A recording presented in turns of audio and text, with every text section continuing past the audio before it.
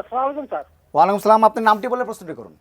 আমি সাধারণ কবি বেগমগঞ্জ নোয়াখালী থেকে। জি বলেন। সম্মানিত দুজনের কাছে আমার প্রশ্ন, সর্বক্ষেত্রে সংস্কার ব্যতি রেখে নির্বাচন কতটুকু মানে গ্রহণযোগ্যতা পাবে? কারণ দেখা যাচ্ছে কি বড় বড় ঋণ খেলাপি অর্থ পাচারকারীরাই দল থেকে নমিনেশন দেবে এবং আবার নির্বাচন কমিশনও তাদের বৈধতা দিয়ে দিবে।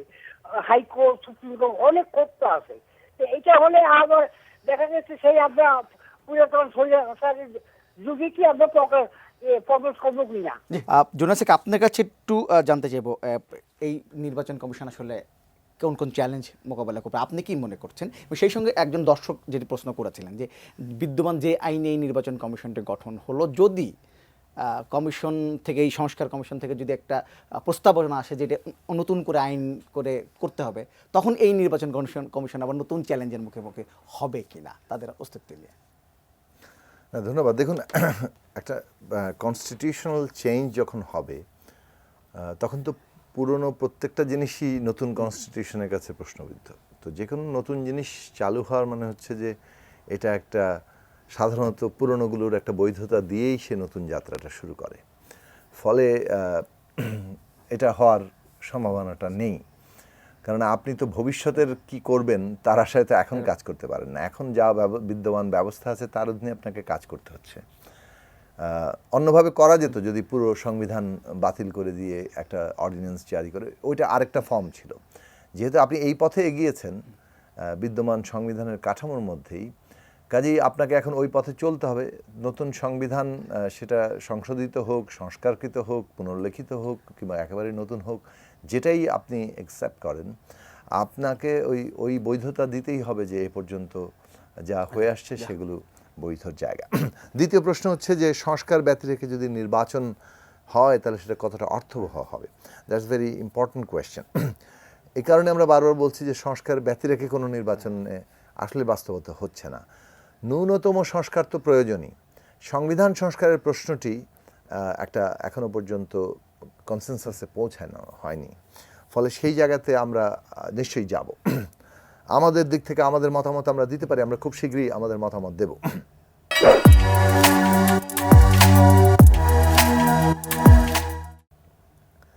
আমরা যে জায়গাটাতে চ্যালেঞ্জ মনে করি, এটা হচ্ছে আমাদের অভিজ্ঞতা থেকে, সেগুলো একটা হচ্ছে ধরুন প্রশাসনিক কারসাজি হয়, সেটা একটা খুবই ওই যে অন্তর্বর্তী কিংবা তত্ত্বাবধায়ক সরকারের অধীনেও প্রশাসনিক কারসাজি হয়। মানে প্রশাসন নানানভাবে ইনফ্লুয়েন্স করতে পারে, সেই ক্ষেত্রে প্রশাসনের যে কোনো অংশই হতে পারে, তারা ইনফ্লুয়েন্স করে ব্যক্তিবিশেষের যোগসাজশ কিংবা তারা হাওয়া কোন দিকে কিংবা তারা কাকে চাইছে, এই সময় অনেকগুলো বিষয় কাজ করে। এটা যাতে করতে না পারে সেই মানে ব্যবস্থা নেওয়া দরকার। সেই ক্ষেত্রে একটা সমাধান অনেক ক্ষেত্রে বারবার বলা হচ্ছিল যে নির্বাচন কমিশনের কর্মকর্তা তৈরি করতে হবে। রিটার্নিং অফিসার থেকে শুরু করে নির্বাচন কমিশন অফিসের সচিবালয় থেকে শুরু করে কমিশনার তো বটেই। এখন এটা আপনি যখন নির্বাচন কমিশনের ওই রকম কর্মকর্তা দিয়েই রিটার্নিং অফিসার করবেন, তখন দেখা যাবে নির্বাচন কমিশনের কর্মকর্তাদের দলীয়করণ করার চেষ্টা করা হচ্ছে। এখন এইটা এই কারণে বলে যে সর্বাঙ্গে ব্যথা ওষুধ দেব কথা। তো এখন এই কোথায় ওষুধ দেবেন সেই জায়গাটাতে দেখুন, মানে আমরা যদি অন্যান্য দেশের দিকে তাকাই, অন্যান্য জনগোষ্ঠী যারা উন্নতি করেছে তাদের কতগুলো জায়গা আছে। যেমন ধরেন মানে আমাদের কাছাকাছি চীনের উদাহরণ দেওয়া যায় যে তারা যে হাজার হাজার বছর ধরে, অন্তত 2000 বছর ধরে তাদের একটা কতগুলো ধারাবাহিকতার জায়গা আছে। বিশেষভাবে এই যে পাবলিক সার্ভিসে যারা যাবে সেইটার যে পরীক্ষা হয়, সেটার যে গুণগত মান, সেটা যেভাবে দীর্ঘদিন ধরে তারা মেনটেন করেছে, এমনকি বিপ্লবোত্তর চীনেও সেটার ধারাবাহিকতা রক্ষিত হয়েছে।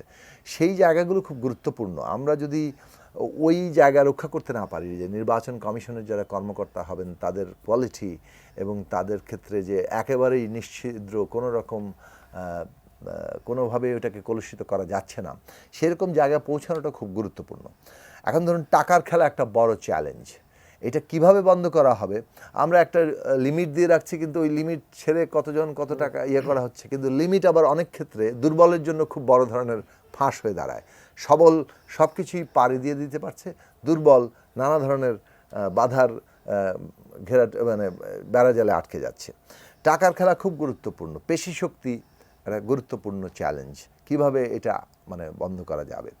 তারপর ধরুন নির্বাচনে প্রচুর বিদ্বেষী বক্তব্য, সেটা নারীর প্রশ্নে হোক, সেটা ধর্মীয় প্রশ্নে হোক, জাতিগত প্রশ্নে হোক, নানাভাবে বিদ্বেষী একটা বক্তব্য আসে, সাম্প্রদায়িকতার ব্যবহার চলে। এই সব প্রশ্নের জায়গাতেও খুব মানে একটা হেট স্পিচ, ঘৃণা উদ্রেক করে এরকম কোনো বক্তব্য যে দেওয়া যাবে না, এবং সেটা করলে কি কি ব্যবস্থা হবে সেই জায়গা আমি গুরুত্বপূর্ণ মনে করি।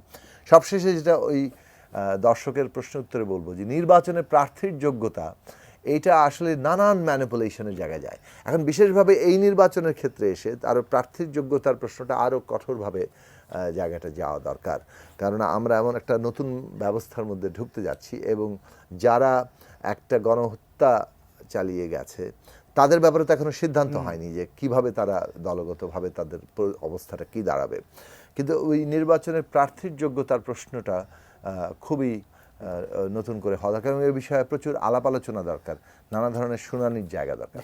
একটা কথা শেষ বলবো যে আমাদের নির্বাচনী ব্যবস্থার মধ্যে একবার এমপি হয়ে গেলে 5 বছরের জন্য তিনি একেবারে মানে আর তাকে তেমন কোনো মানে দল চাইলে তাকে ফেলে দিতে পারে, কিন্তু জনগণ তাকে কোনো জবাবদিহিতা করতে পারে না। এখন অনেক দেশে এটা রাইট টু রিকলের একটা ব্যবস্থা আছে, সেটা সমালোচনা করে অনেকে বলেন তাহলে তো কিছুদিন পরপরই দেখা যাবে যে পলিটিক্যাল উদ্দেশ্য নিয়ে একজনকে রাইট টু রিকল করা হচ্ছে। কিন্তু কতগুলো বিধিবিধান করা যেতে পারে যে একটা সার্টেন মানে অভিযোগের ভিত্তিতে এবং সেটার একটা নির্দিষ্ট পরিমাণ সমর্থনের জায়গা তৈরি হলে তাহলে একটা অ্যাটলিস্ট একটা কংগ্রেশনাল হিয়ারিংয়ের মতো, যেটা আমেরিকা হিয়ারিংটা হয়, আমাদের এখানে সংসদীয় কমিটি হতে পারে, নানা ধরনের কাঠামো আমরা তৈরি করতে পারি যেখানে একটা হিয়ারিং হবে যেটা পাবলিকলি টেলিভাইজড হবে এবং এই যে একজন ব্যক্তির বিরুদ্ধে অভিযোগগুলো উঠছে সেটার মানে প্রশ্নটার একটা মানে মানুষের কাছে জবাবদিহিতার জায়গা থাকবে। সেটা ছাড়া ওই যে সব কিছু করে পার পেয়ে যাওয়ার যে একটা জায়গা, এগুলো আটকাতে না পারলে জনগণের হাতে যে আমরা বলছি যে ক্ষমতার কেন্দ্র, জনগণের কাছে জবাবদিহিতা করা, যিনি আমাকে ভোট দিয়ে নির্বাচিত করছেন আমি তার কাছে জবাবদিহিতা করতে বাধ্য, এই প্রশ্নটা না তৈরি করতে পারলে কাঠামোগতভাবে আমরা কোনো গণতান্ত্রিক যাত্রা